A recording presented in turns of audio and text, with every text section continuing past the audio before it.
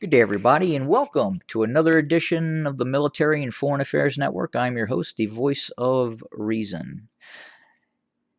Today's update, November 29th, 2021, on the ongoing crisis between Ukraine, the West, and the Russian Federation continues.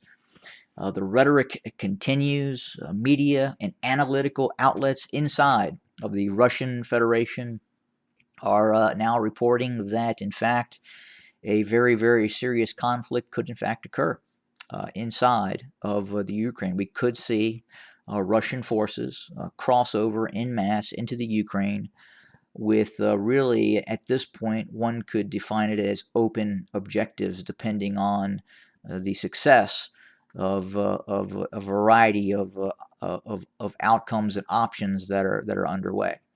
So obviously there are tremendous assets of the Russian Federation, both land, naval, and air, continuing to build up along both the borders of the Ukraine, in the Crimea, and even to the north in Belarus. Now, if and when a operation were to kick off, what would be the ultimate goal of Russian forces? And the forces really right now of the Union State of Belarus and Russia, this Minsk-Moscow combine. Well, I would have to say that it depends on the success of said operation when it kicks off.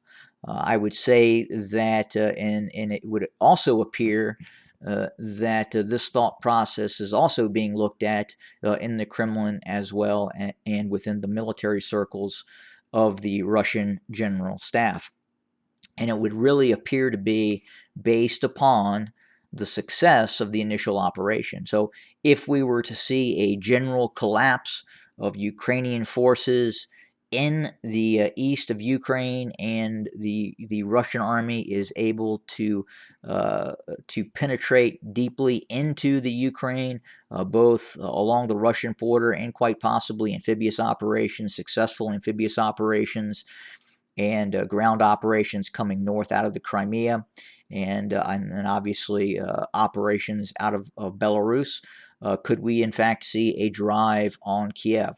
I believe that is a possibility. But again, it all depends on the success of initial operations. Obviously, if Russian forces are stopped 30 miles outside of Kiev, or they run into significant opposition near major cities such as Kharkiv, then quite possibly a more limited operation could be on the table. So I don't believe it is a strict linear operation that is preparing for a certain objective.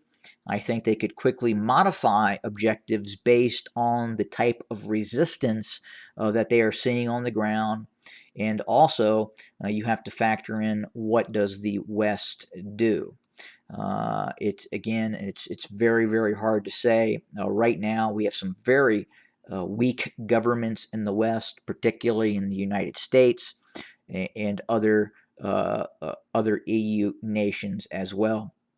There appears to be no stomach for conflict against the Russian Federation. But again, if and when this conflict kicks off, I would assume that, again, it's not going to have ultimate objectives that are going to continue to be pressed upon.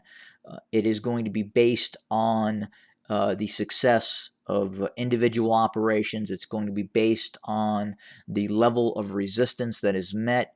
Again, if we start to see rapid collapse of Ukrainian forces in the east, we could quite literally possibly see a Russian drive on Kiev.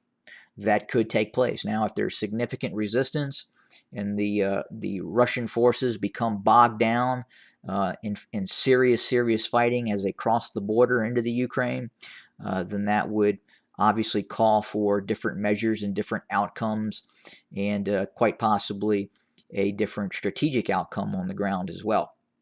But again, significant forces being put into place right now by the Russian Federation that could quite possibly indicate a much larger operation than what was initially planned, even in April. But again, we'll continue to monitor the situation and report. It continues to be incredibly tense, with very much heated rhetoric coming from the Kremlin and the Russian Federation, and many media outlets, to include actual political entities of the Russian Federation itself. So again, we'll monitor the situation and report and bring you more videos as we get more information, as we are watching this very closely. This is a significant event in history, and could become a very significant event in the days and weeks to come. Have a good day, everybody.